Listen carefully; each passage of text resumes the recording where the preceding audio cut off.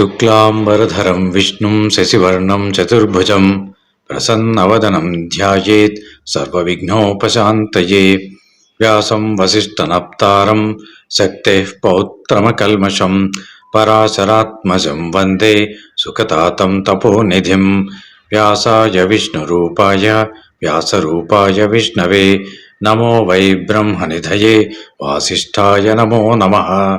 ఈరోజు మాఘమాసం 10వ రోజు.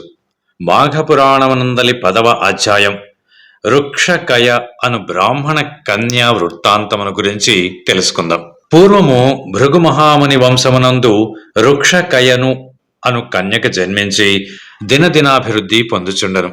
ఆమె దురదృష్టవంతురాలు కాబోలు. పెండ్లి అయిన వెంటనే పెండ్లి కుమారుడు చనిపోయెను. రుక్షక తన దురదృష్టమునకు దుఃఖించి విరక్తి భావముతో ఇల్లు విడిచి గంగానదీ తీరమునకు పోయి ఆశ్రమము నిర్మించుకొని శ్రీమన్నారాయణుని గూర్చి తపస్సు ప్రారంభించను.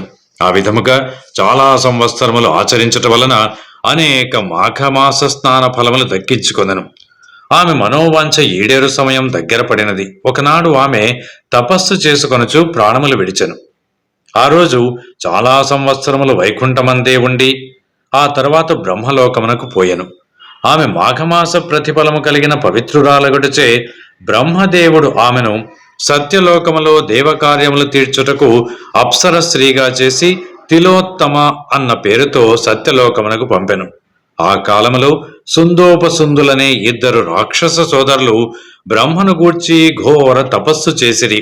వారి తపస్సు యొక్క ప్రభావమునకు బ్రహ్మదేవుడు ప్రత్యక్షమై, ఓయి మీకేమి కావలయునో కోరుకొనుము అని అడుగగా, స్వామి, మాకు ఇతరుల వలన మరణము కలుగుకుండునట్టు వరము ఇమ్ము అని వేడుకొనగా, బ్రహ్మ అటులనే ఇచ్చి తిని అని చెప్పి అంతర్ధానమయ్యెను. బ్రహ్మదేవుని వలన వరము పొందిన ఆ 2 రాక్షసులను మహాగర్వము కలవారై దేవతలను హింసించుచుండిరి. మహర్షుల తపస్సుకు భంగం కలిగించుచుండిరి.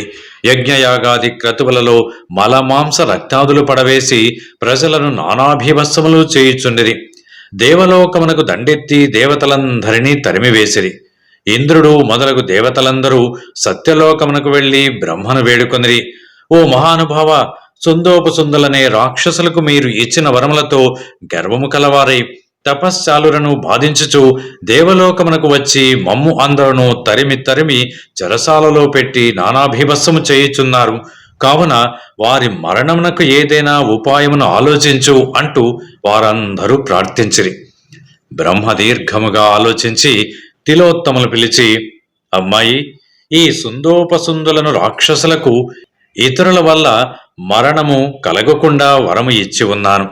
వారు ఆ వరము లభించినటువంటి గర్వముతో చాలా అల్లకల్లోలము చేయుచున్నారు. కావున నీవు వెళ్ళి నీ చాకచక్యముతో వారికి మరణము కలుగునట్టులా ప్రయత్నించుము అని పలికెను. తిలోత్తమ బ్రహ్మదేవునికి నమస్కరించి సుందోపసుందులు ఉన్నటువంటి అరణ్యమును ప్రవేశించను.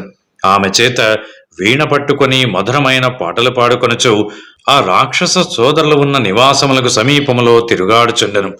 వీణానాదమును విని ఆమె మధురగానమును విని ఆ దానవ సోదరులు అటూ ఇటూ తిరుగునట్ల అనుసరిస్తూ ప్రేక్షకుల వలె వెంటాడుచుండిరి. నన్ను వరింపుము అంటూ ఎవరికి వారు బ్రతిమలాడుచుండిరి. అంతటా తిలోత్తమ, ఓ రాక్షసాగ్రేసరులారా, మిమ్ములను పెళ్లి ఆడుట నాకు ఇష్టమే. మీరు ఇరువురూ నాకు సమానులే కదా. నేను మీ ఇద్దరి ఎడలా సమాన ప్రేమతో ఉన్నాను. కాని ఇద్దరిని వివాహమాడుట సాధ్యము కానిది. కావున నా కోరిక ఒక్కటి ఉన్నది. అది ఏమనగా, మీ ఇద్దరిలో ఎవరు బలవంతులో వారికే నేను స్వంతము కాగలను అని చెప్పెను. ఆమె మాటలకు సుందోపసుందులకు పౌరుషములు వచ్చినవి. మీసములు మెలిపెట్టి, నేను బలవంతుడు అంటే నేను బలవంతుడును అంటూ 2 తొడలు కొట్టుకుంటూ గ్రుద్దుకొనిరి. మల్లయుద్ధము చేసిరి. ఇక ఆయుధములు పట్టదలచి వచ్చి గెదలు పట్టిరి. ముద్దరాళ్లనెత్తిరి. దెబ్బకు దెబ్బ కొట్టుకొనుచుండిరి. వారి పోరాటము 2 పర్వతాలు ఢీకొంటున్నట్లుగా ఉన్నది. మేఘాలు ఉరిమినట్లుగా అరచుచూ భయంకరముగా యుద్ధము చేసిరి. గదాయుద్ధము తర్వాత కత్తులు దూసిరి. ఆ కత్తి యుద్ధంలో ఒకరి ఖడ్గము మరొకరికి తగిలినందున వారు ఇరువురి తలలు తెగి క్రింద పడినవి. 2 చనిపోయారు. తిలోత్తమను దేవతలు దీవించిరి. ఆమె బ్రహ్మ కడకు వెళ్లి జరిగిన విషయమంతా తెలిపెను. వెంటనే బ్రహ్మ సంతోషించి, ఓ తిలోత్తమ, నీవు మంచి కార్యము చేసితివి. నీ వలన సుందోపసుందులు మరణించిరి. నీకు ఈ బలము వచ్చుటకు కారణము నీవు చేసి ఉన్నటువంటి మాఘమాస వ్రత ఫలమే కావున నీవు దేవలోకమునకు వెళ్ళము. దేవతలు నిన్ను గౌరవిస్తారు. అచ్చట అప్సరసలు అందరికంటే నీవే అధికురాల వగదవు అని చెప్పి పంపివేచను. 10వ అధ్యాయం సంపూర్ణం.